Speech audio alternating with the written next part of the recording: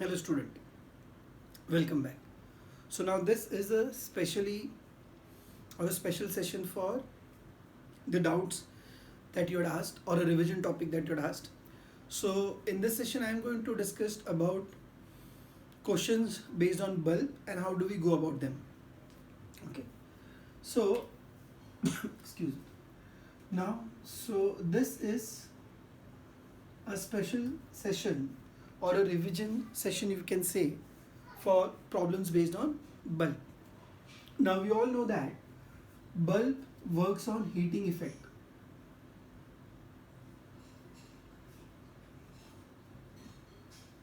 So if they ask you glow of bulb,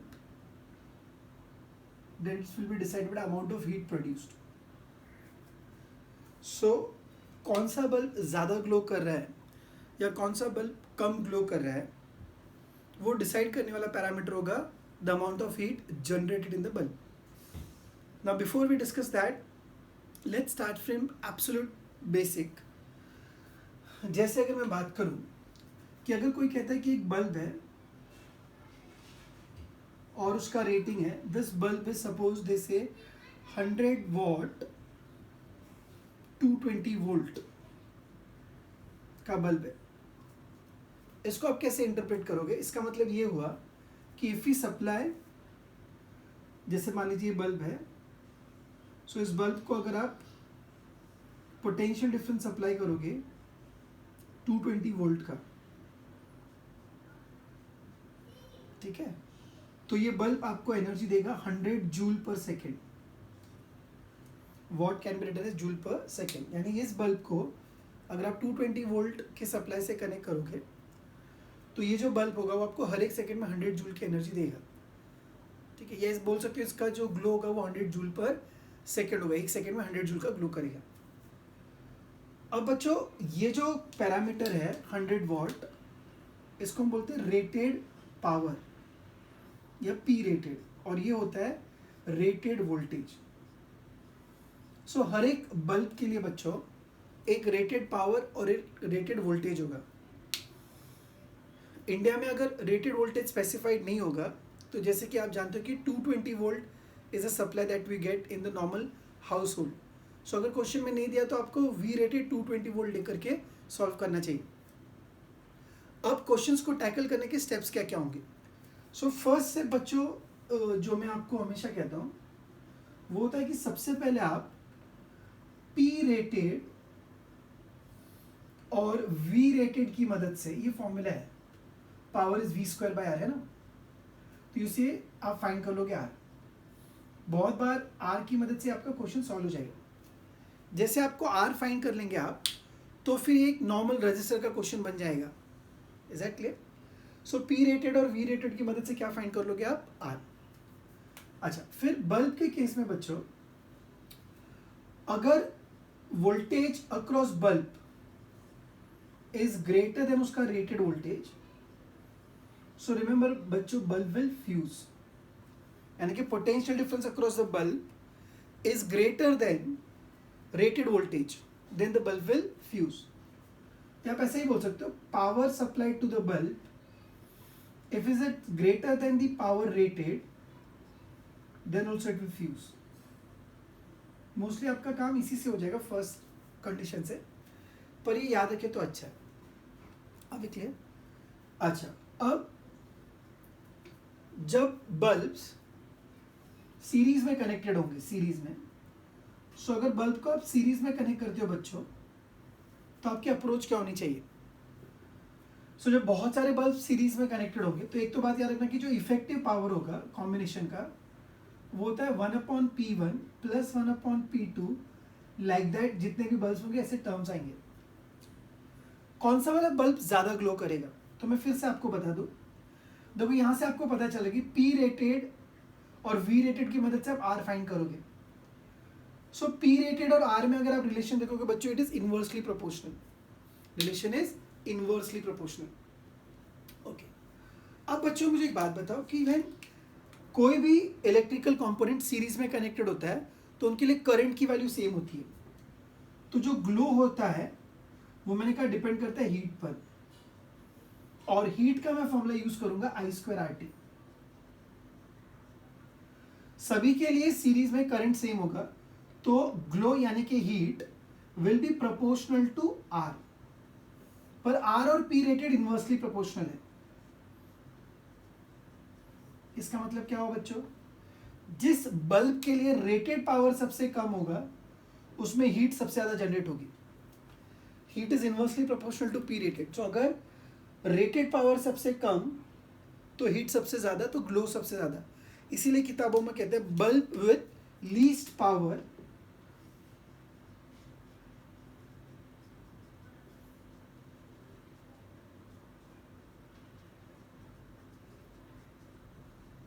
least power rating will glow the most।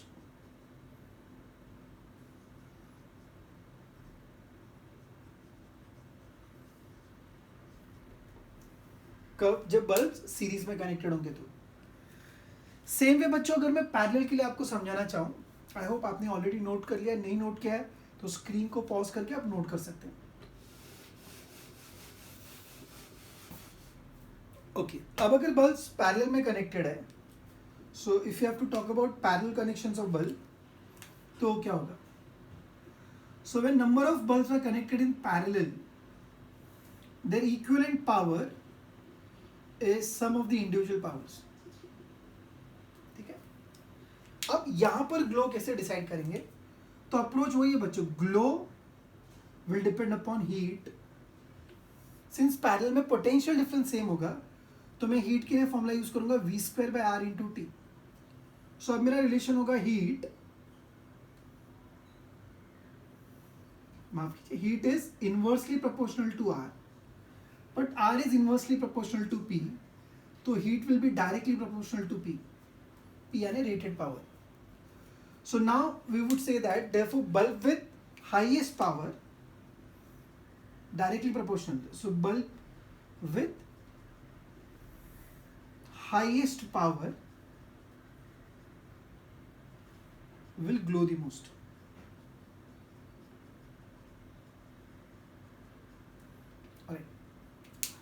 अब फिर से एक बार जो फ्यूज होने वाली कंडीशन थी, जो मैं ऑलरेडी बता चुका हूं कि जो पोटेंशियल डिफरेंस अक्रॉस बल्ब होगा, अगर उसके रेटेड वोल्टेज से ज्यादा हो गया, यानी बल्ब की पावर रेटिंग, माफ कीजिए, वोल्टेज रेटिंग 220 वोल्ट है, आपने 440 वोल्ट उस बल्ब के अक्रॉस कनेक्ट कर लिया, तो डेफिनेटली वो बल्ब फिर फ्यूज हो जाएगा।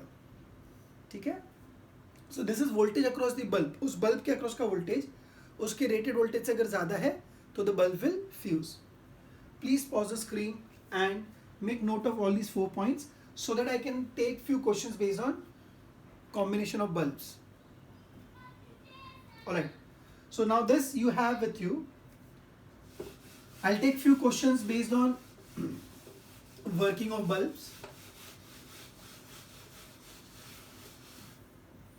चलिए, now the first question that I have, now these are random questions that I am taking with you, so you might not have exact questions with yourself, so I am going to dictate the question, you please write those questions in short notes form।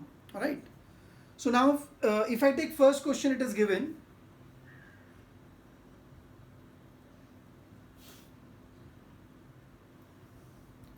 that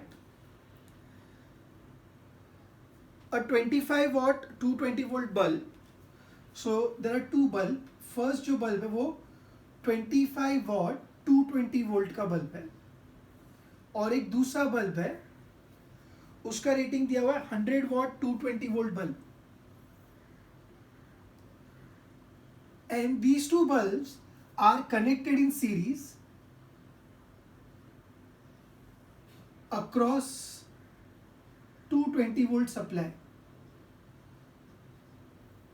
They are connected across 220 volt supply। Which bulb will glow brightly? Which bulb will glow brightly?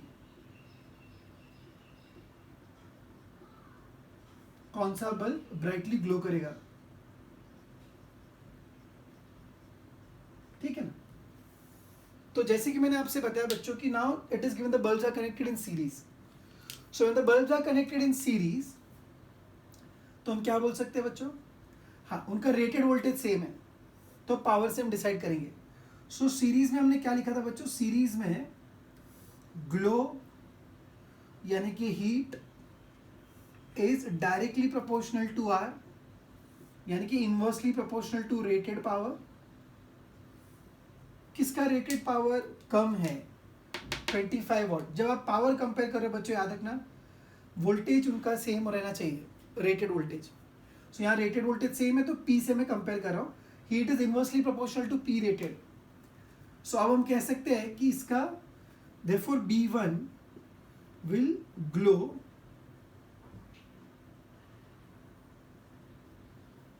more as compared to B2.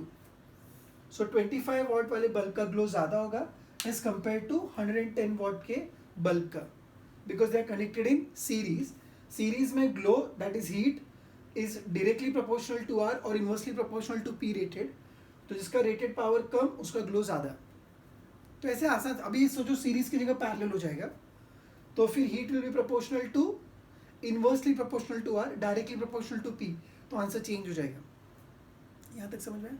एक और question मैं बच्चों आपके साथ discuss करूंगा कि मान लीजिए सेम है, बल्ब 1 25 वॉट 220 वोल्ट और बल्ब 2 है 100 what 220 volt, but this combination is connected in series across 440 volt. ये दूसरा क्वेश्चन बच्चों हम करें 440 वोल्ट। तो ये बोल रहे हैं कि कौन सा बल्ब ज्यादा ग्लो करेगा। ठीक है बच्चों, ठीक है ना। अब आप कैसे इसको डिस्कस करोगे, तो बच्चों इसके पहले वाले क्वेश्चन में इनका रेटेड वोल्टेज 220 था और जितने वोल्टेज से कनेक्ट किया था वो 220 ही था, तो बल्ब के फ्यूज होने के चांसेस कम थे या नहीं होगा बल्ब फ्यूज, है ना। अब यहाँ पे इनका रेटेड 220 और अप्लाई कितना किया आपने 440, यानी कि हो सकता है कि बल्ब फ्यूज हो, क्योंकि जो वोल्टेज अप्लाई हो रहा है वो उनके रेटेड वोल्टेज से ज्यादा है। तो आप ऐसे जंप मत करो कि दोनों सर 220 400 ग्लो दोनों बल्ब फ्यूज हो जाएंगे, नहीं बोल सकते ऐसा। हो सकता है एक फ्यूज और एक फ्यूज नहीं हो। सर कैसे डिसाइड करेंगे, इसलिए मैंने वोल्टेज सप्लाइड नहीं लिखा था बच्चों। आप अगर आपने वो कॉपी किया तो देखो, V of the bulb greater than V rated, voltage across the bulb 440 total applied voltage है। ये 440 का 440 इसके और इसके अक्रॉस कैसे डिस्ट्रीब्यूट होगा, कैसे डिवाइड होगा, वो भी इंपॉर्टेंट है। मैं समझाता हूँ, आप टेंशन मत लो। तो हम एक काम कर सकते बच्चों, सबसे पहले हम क्या करेंगे, फर्स्ट बल्ब का जो रेजिस्टेंस होगा R1 क्या था, P रेटेड, चलो I right here, P rated का फॉर्मूला था V रेटेड का square upon R, remember that. So R can be written as V rated का square divided by P rated.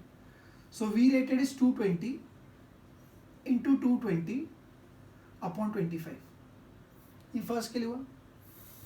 R2 की value क्या होगी बताइए, सेम लॉजिक से 220 into 220 divided by 110। I think data में थोड़ा सा करेक्शन कर लेते हैं कैलकुलेशन इजी रखने के लिए, इसको 100 वॉट का लेते हैं, है ना, ताकि हमारी कैलकुलेशन आसान हो। ओके, सो अगर आप R1 और R2 का रेशियो लेंगे, R1 अपॉन R2, तो क्या आ जाएगा बच्चों, दिस डिवाइडेड बाय दिस, यानी मल्टीप्लाई उल्टा करके, तो हो जाएगा 100/25, न्यूमरेटर कैंसिल हो गया दोनों का, दैट गिव्स यू 4। यानी R1 और R2 का रेशियो कितना है बच्चों, 4। अब मैंने कहा था जैसे आपको रेजिस्टेंस मिलेगा, एक बल्ब जो है वो रेजिस्टेंस का तरह एक्ट करेगा या रेजिस्टेंस का क्वेश्चन हो जाएगा। अब क्या करोगे आप, चलो ये दोनों बल्ब ड्रॉ करते हैं, ये बल्ब 1 और ये बल्ब 2 कनेक्टेड अक्रॉस 440 वोल्ट। अभी जो 440 वोल्ट है दोनों बल्ब के अक्रॉस डिस्ट्रीब्यूट होगा। यहाँ पे आपके करंट इलेक्ट्रिसिटी के बेसिक काम में आते हैं। ये किस तरह एक्ट करे, दो रेजिस्टर्स कनेक्टेड इन सीरीज, तो करंट सेम होगा, पोटेंशियल डिवाइड होगा, और पोटेंशियल का जो डिवीजन होगा वो रेजिस्टेंस के डायरेक्ट रेशियो में होगा। कैसे, देखो आपको याद है V is equal to I R। So अगर दोनों सीरीज में तो I सेम, तो V is proportional to R। So V1 upon V2 का रेशियो होगा वो same as R1 upon R2 होगा, यानी बच्चों वो 4:1 होगा। यानी आपका जो 440 वोल्ट है वो इन दोनों के अक्रॉस डिस्ट्रीब्यूट होगा किस रेशियो में, 4:1। क्या मेरी बात समझ में आ रही है? Okay, so V1/V2 is R1/R2, that is 4:1. अब 440 को अगर आप डिवाइड करोगे 4:1 के रेशियो में, अच्छा इनकेस अगर आपको ये क्या कहते हैं नहीं जमता है क्वेश्चन या इस डेटा को सॉल्व करने के लिए, V1/V2 का रेशियो 4:1 है, तो 440 का भी रेशियो आप इसी हिसाब से करोगे 4:1. कैसे करेंगे? अच्छा नहीं जम रहा है, चलो एक काम करते हैं, यहाँ से ऐसा लिख सकता हूँ मैं क्या सर, R1, चलो मैं यहाँ बताता हूँ, R1 + R2/R2 रेशियो वाली property will be equal to 4 + 1/1, that is 5. ठीक है, अब अगर आपको करंट इलेक्ट्रिसिटी से याद है, सो V1 को लिखा जा सकता है total voltage into R1 upon, या मैं V2 को लिख सकता हूँ total into R2/R1 + R2. So it is V 440 total volt. अब R2/R1 + R2 ये वो है, उसका रेसिप्रोकल चाहिए, सो डिवाइड बाय 5 करेंगे आप, तो ये 88 आएगा. 5 8 40, 5 8 40, यानी इसके अक्रॉस 88 वोल्ट गया. तो जो रिमेनिंग वोल्टेज है वो इसके अक्रॉस आएगा, तो 440 में से 88 सब्ट्रैक्ट करोगे, so you should get, okay, इसका 4 टाइम्स यानी कि 352.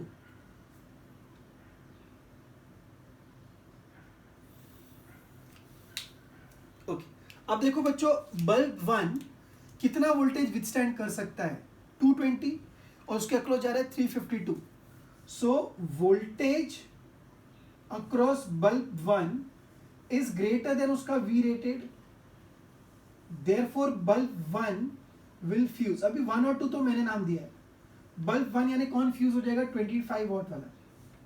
सो 25 वॉट बल्ब विल फ्यूज, जबकि जो 88 वाला है वो फ्यूज नहीं करेगा. यहाँ पे एक और इंटरेस्टिंग क्वेश्चन हम डिस्कस कर सकते हैं बच्चों, कौन सा बल्ब ग्लो करेगा? तो आप बहुत सारे बच्चे बोलते हैं B2 भी ग्लो नहीं करेगा, क्योंकि जैसे ये फ्यूज हो जाएगा सर्किट इनकम्प्लीट है, तो करंट फ्लो ही नहीं करेगा. समझा? कौन सा ग्लो करेगा? तो आंसर होगा दोनों भी ग्लो नहीं करेंगे. कौन सा फ्यूज हो जाएगा? तो आंसर होगा B1, यानी कि जिसका पावर रेटिंग कम है. अभी क्लियर? पक्का समझ में? अच्छे से इसको नोट कर लीजिए, ये रेशियो वाली प्रॉपर्टी से हमने सॉल्व करा है.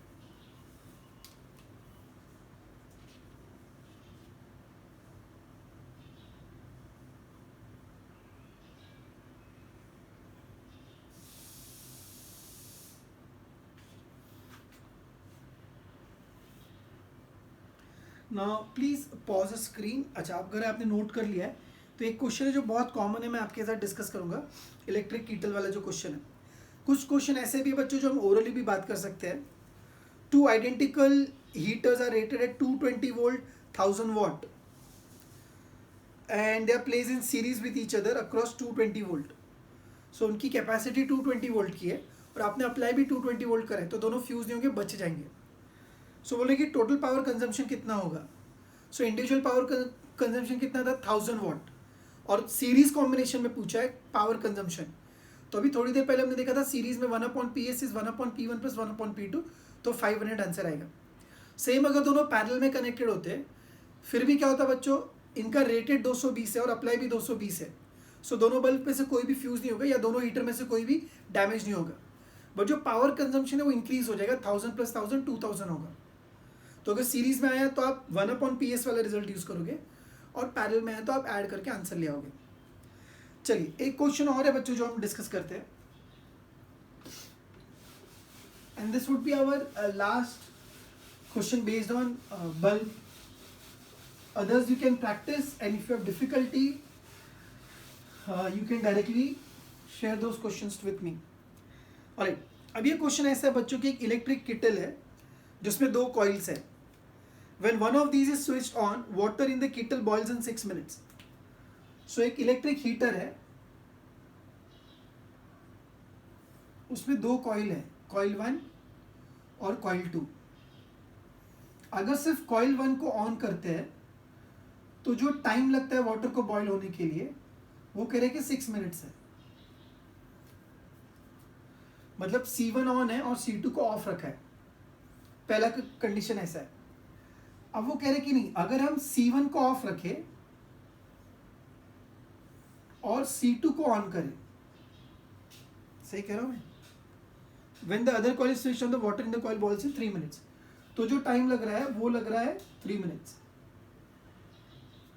अब वो आपसे ये क्वेश्चन कर रहे हैं बच्चों कि C1 को भी ऑन करा, C2 को भी ऑन करा, और ये दोनों अगर सीरीज में कनेक्टेड है, C1 एंड C2 का कॉम्बिनेशन इज इन सीरीज, तो टाइम कितना लगेगा. और वो कह रहे कि C1 और C2 दोनों कॉइल ऑन है but they are connected in parallel, तो कितना टाइम लगेगा. आई होप क्वेश्चन क्लियर है. तो एक हीटर है जिसमें दो कॉइल है C1 C2. C1 को ऑन करा तो 6 मिनट्स लगता है वाटर बॉईल होने के लिए. C2 को सिर्फ ऑन किया तो 3 मिनट्स लगता है. दोनों को ऑन करे सीरीज में तो कितना टाइम, दोनों को ऑन करे पैरेलल में तो कितना टाइम. इसका एक डायरेक्ट फॉर्मूला भी है but we will solve it with proper method, and then अगर वो मेथड समझ जाओ तो आप ओवरऑल रिजल्ट बाद में बाय कर सकते हो. ठीक है, चलिए अब कैसे करते हैं. सो जैसे क्वेश्चन की डेटा मेरे माइंड में फिक्स हो गई, शायद आपके भी माइंड में फिक्स हो गई होगी. इंडिविजुअली C1 और C2. अब मुझे होता है जब सिर्फ C1 ऑन है, सिर्फ C1 ऑन है, तो वाटर को बॉईल करने के लिए जो हीट लग रहा है, अच्छा सभी केसेस में वाटर बॉईल हो रहा है, तो जो अमाउंट ऑफ हीट जनरेटेड है वो सेम होगा, गया ऊपर से. हर बार वो कह रहे कि वाटर बॉईल हो रहा है, वाटर बॉईल हो रहा है. सो अगर क्वांटिटी ऑफ वाटर सेम है तो उसको बॉईल होने के लिए इक्वल अमाउंट ऑफ हीट की जरूरत पड़ने वाली है. सो हीट इन केस 1 को मैं लिख सकता हूं माफ कीजिए, हीट को हम लिख सकते हैं I² into are.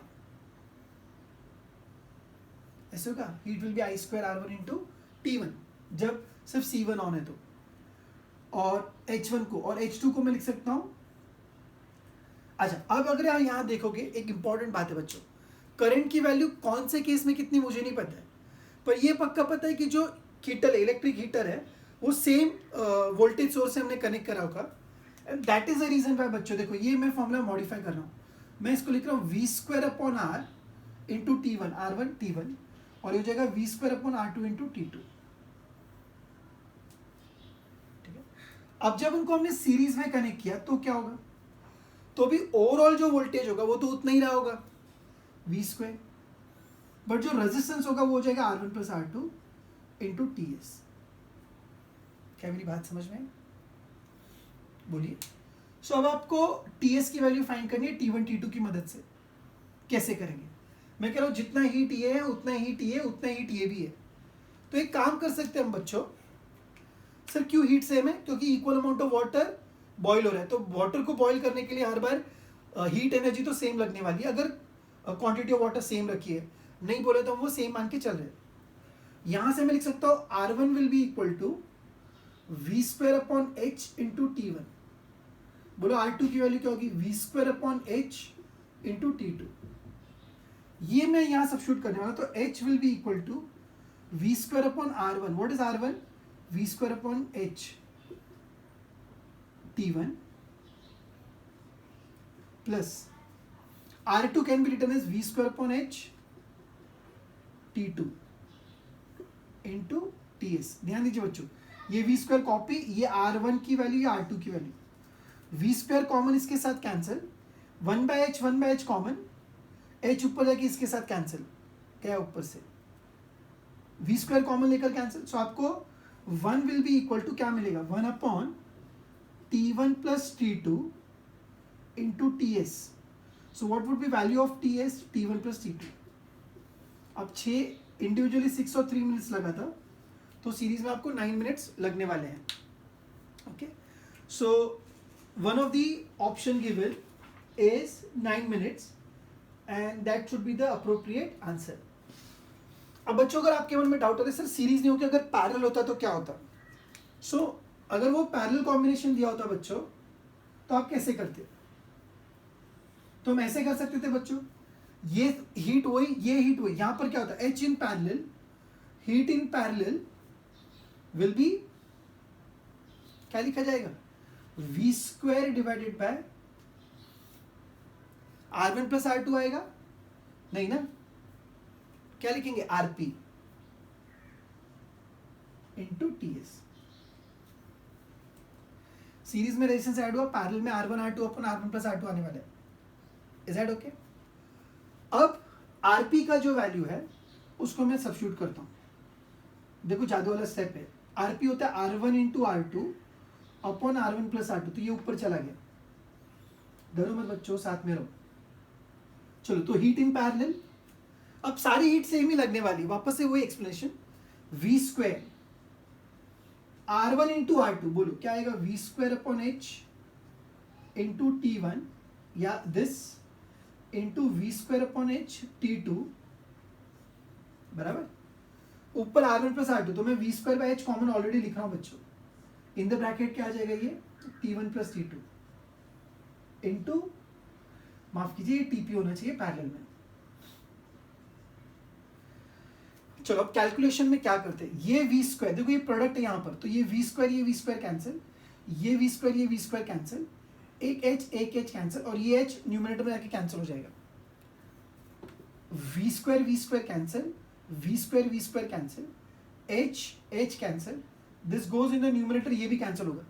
So effectively बच्चों इस तरफ बचेगा 1, ऊपर बचा T1 प्लस T2, नीचे बचा T1 into T2 into TP. सो अगर आप इसको इस तरफ ले आओगे, सो पैरेलल में टाइम लगने वाला product T1 into T2 upon T1 plus T2. तो 6 इंटू 3, 6 प्लस 3 यानी 2 मिनट्स. यानी बच्चों कब कम टाइम में बॉईल होने वाला है वो? 2 मिनट्स. यानी अगर पैरेलल में दोनों कॉइल कनेक्ट करें तो जल्दी से वो बॉईल हो जाएगा. So this were few questions based on bulbs or the heating effect that I have taken. So now you can solve few more questions based on it, and if you have difficulty you can send it across to me. Thank you.